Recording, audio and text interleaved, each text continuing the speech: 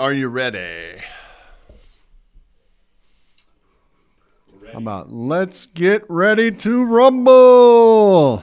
Whoa, Paul is like he has his coffee, his Celsius. I don't have enough coffee, He's but got the Celsius might be kicking his in. orange Celsius. Welcome, ladies and gentlemen, to this week's edition of the Weekly Travel Alert. I'm Steve Glenn. I'm Paul Glenn. Hey, we're going to talk travel today. Paul's the CEO of Executive Travel. I'm the chairman. Started the company 38 years ago with Executive Travel. Our location at 1212 Street in Lincoln, Nebraska is the world headquarters. That sounds pretty good. Yep, it's pretty impressive. Okay, this week we got a fun one. We're going to share with you my list of the top 10 apps for traveling. These are all the ones you probably ought to have on your phone when you're getting ready to travel, both domestically and internationally. Are you ready? Let's do it.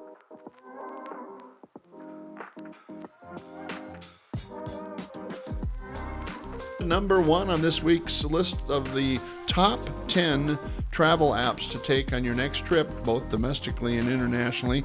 Number one I had is actually OpenTable.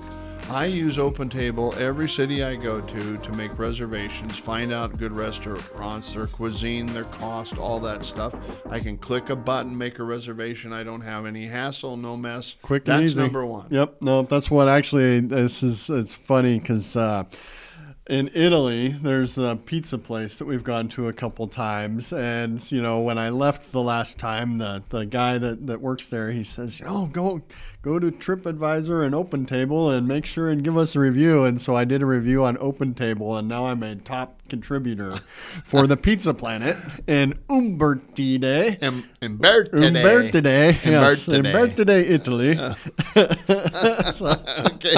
Hey, app number two, this week's edition of the Weekly Traveler, of the top 10 travel apps that I have on my phone. It's Google Maps. Now, that's kind of an automatic. If you're going to travel, you got to have a mapping app. Whether you're walking or driving or however you're trying to get around. That's Microsoft has them, Google has them, Apple has them. Everybody has. Google Maps has been really good for me, and it's helped me out a lot, even driving down the highway when there's congestion, when there's traffic. We had a meeting in Omaha earlier this week, and we came upon an accident. You can look and see how much of a delay am I going to have, and is it going to have an impact on something else on my schedule? So there's a lot of value to Google Maps. App number 3 I have on this week's list of the top 10 travel apps is Google Translate. And I just used it this morning, Paul. I got somebody from Germany. I saw that come in. Somebody from Germany says, Ich bin Steen, whatever Germans say. And so I go to my Google Translate.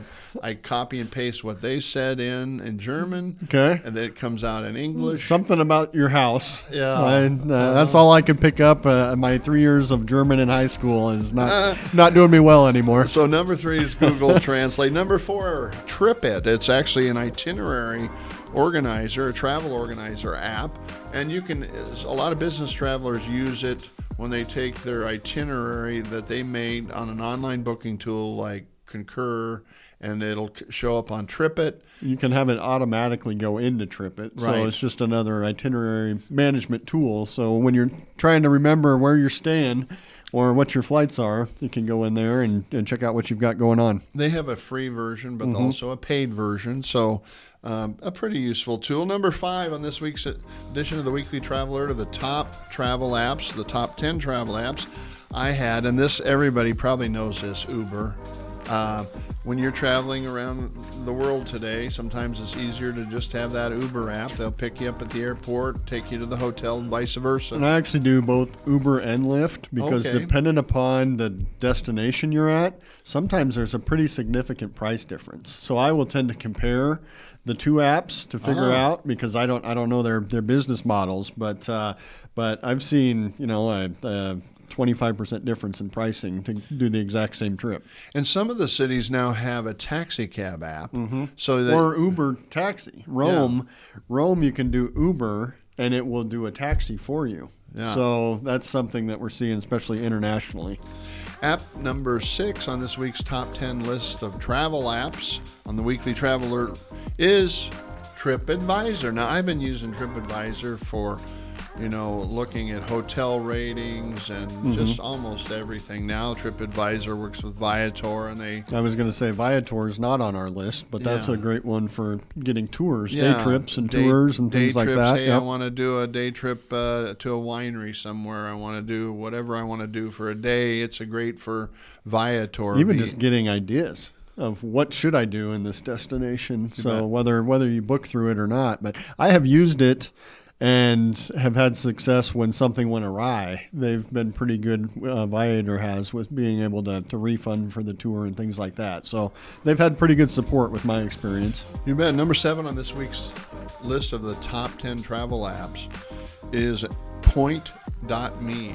Now, I'm a travel frequent flyer point junkie. Okay, that's my hobby. And so I use Point.me. I can put in Omaha to Rome, the days I want to travel. It will take about 2 minutes, and it will show me the frequent flyer miles on all the different airlines that it will take to fly there. So I have about 12 different airline mileage programs that I plug into, and I can say, hey, if I want a business class ticket from Omaha to Rome, and it'll say that Flying Blue with KLM Airlines has a 70,000 point business class ticket on those days of travel one way, and 70,000 on Air France coming back. That also goes to, as you're looking at how do you maximize frequent flyer miles, having credit card points so you can move them different directions. Because I think that's a big part of it is, if all your points are on United, then you can't go and do that in American or Delta flight. So. Hey, I got to tell you, I had a great week. You know what I found?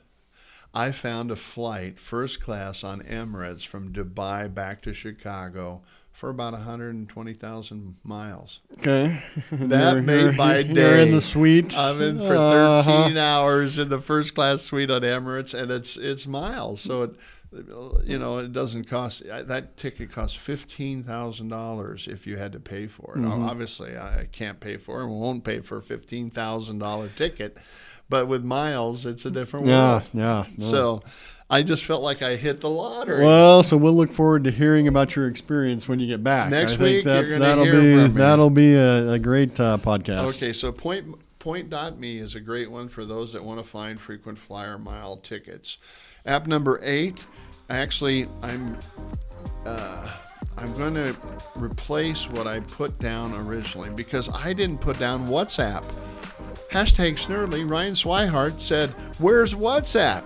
But if you're traveling internationally, that's how a lot of people and groups communicate with WhatsApp. It is, the other nice thing I like about it, it is, it's secure. It's encrypted. Encrypted. Yep. So all the bad guys and bad girls, they can't get your messages. So it is very safe to talk on it as well as to write on it. And it works most places around the world. I was saying, actually, when you leave the United States, it tends to be the primary communication method for text messages. I'm not sure you can use it in China. I think you have to use WeChat or something like that. I think you're right. Yep. Yeah. Yep. And a lot of the messaging and other things don't work over there. So with that, WhatsApp is number 8 on this week's list of the top 10 apps you better put on your phone before you leave. And speaking of phone, make sure before you leave you get your international plan turned on with Verizon, AT&T, or whoever you travel with. It'll cost you about $10 a day to use it, but then you don't if you use it. Now, if you don't use it, they don't charge you. And I think they charge you like $5 a month or something like that for turning on the international service. And chat with them to make sure there's nothing special you have to do. I know when we had a group in Istanbul a couple weeks back, a couple people, they had it, they called, they made sure they had the plan, but they were still having struggles. So double check to make sure that you don't have to do some other setting adjustments or anything like that to make it work how you want it to work. Okay, number 9 on this week's edition of the Weekly Traveler, the top 10 travel apps that I have on my phone before I go. Wi-Fi Map, W-I-F-I Map.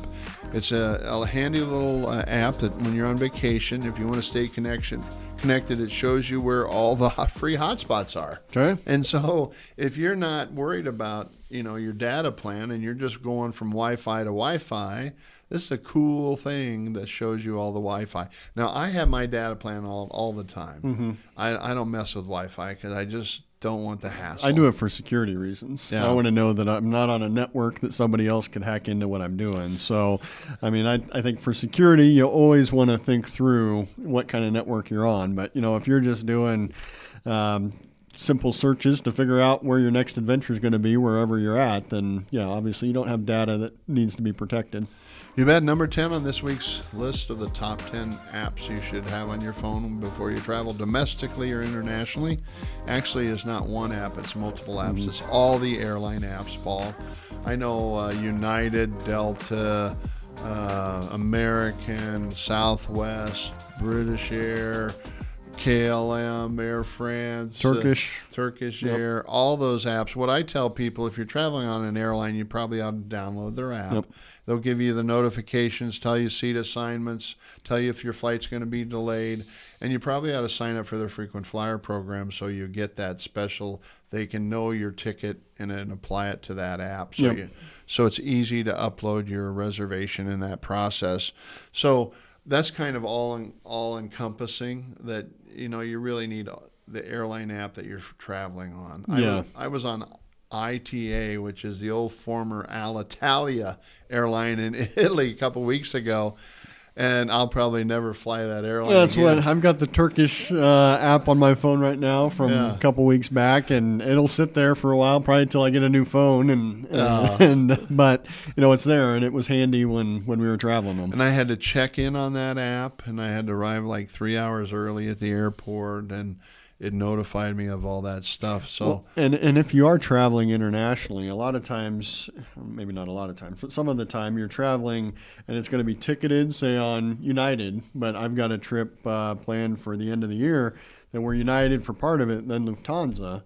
Well, so United you can't pick your seats on the United app, even though it's ticketed on United. So you've got to go to Lufthansa to do those types of things. So there are multiple reasons to do that. And there's value to doing it at the time that you ticket it. That way you can go in and see seats and make sure that you've got some of the accommodations that you want.